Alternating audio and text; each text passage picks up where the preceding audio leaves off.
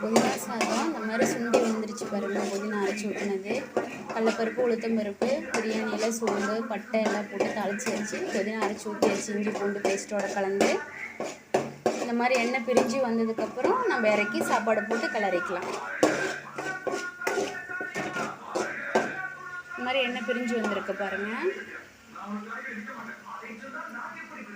இப்போ நம்ம white rice போட்டு நம்ம கிளறிக்கலாம் சாதம்.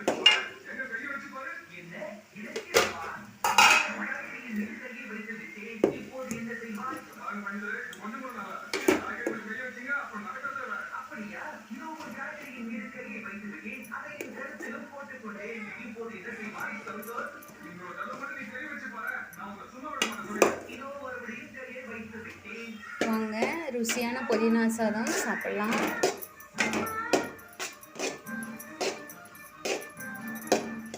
இந்த மாதிரி நல்லா பார்த்தீங்களா எப்படி இருந்திருக்குன்னு.